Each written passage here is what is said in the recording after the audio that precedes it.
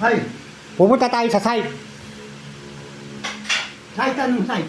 Doon sa project na kakabitan natin ng mga aircon. Oo.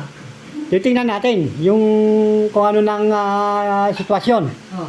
Ngayon, ang gagawin nyo, pag tinignan nyo doon, ituturo nyo kung paano yung gagawin doon na diskarte sa mga tubo.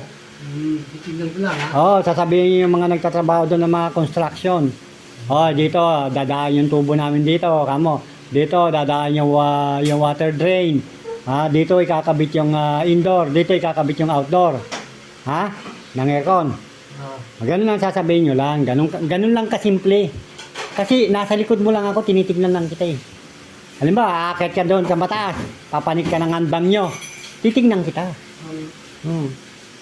Siguro, mga kuwan yun siguro, mga, antaas siguro nun, mga 40 feet. Mataas? 40 feet. Di ang baba lang, di ba? 40 feet. Isa, dalawang palabang. Pag nahulog ka, titignan kita. At least, talagang babantayan kita. Pag nahulog kita, titignan lang kita talaga. Oo. Wala, hindi na kayo matatapos.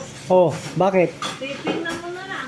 Kaya nga, sasabihin ko sa kanya kung anong mga dapat magawa. Halimbawa, kung halimbawa nahulog siya, sabi niya, titignan ko siya, babantayan ko siya. Kasama niya yung aircon. Kaya nga, babantayan ko siya, sasambutin ko yung aircon. Ay, bukot.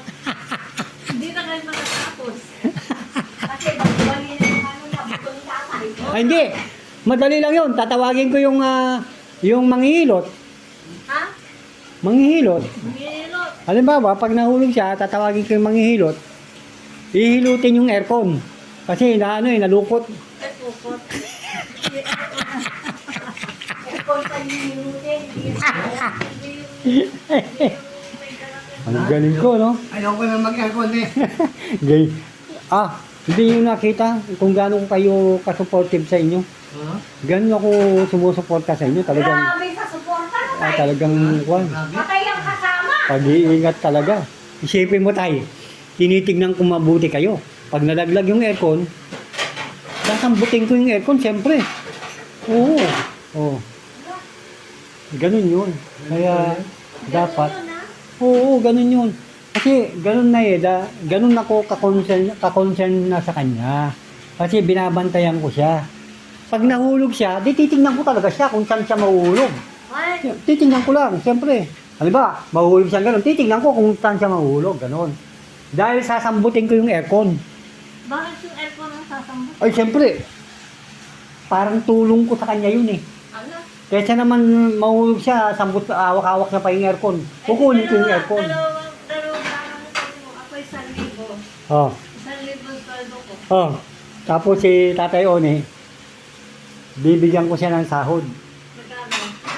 Pwede na siguro sa kanya yung 25 pesos. 96 pesos? Oo. Ay, depende sa kumain sa dito. Pwede na siyang bumili ng ng chicharong baka. Hindi baboy. Chicharong baka. Baka sakali. Pagkatapos, iiwanan ko na kayo. Ay, ibang klase pala ito, Tay. Pagka sumahod pala ito, pag sinahuran natin siya, iiwanan na pala tayo. Bahala na kayo. Ano ba yan? Mabigat palang kasama to. Buti na lang ako talagang dahil sa gustong-gusto kitang nababantayan. Kahit sa paglaglag mo, titignan ko kung saan ka mahulog. Diba? Ganun ako ka-concern. Diba tayo? Ganun ba? Bang, galing ha? Mahirap kasi tayo, baka pag nahulog ka, pataas. Hindi na kita masusundan nun. Pataas. Kung mahulog siya pataas, hindi pa baba. Apa? Hindi ko na siya masusundan nun. Diba? Kapag nahulog siya pataas, Ay, hindi ko na siya masusundan nun ha. Paano ko siya masusundan nun kung pataas? Dililipad ako.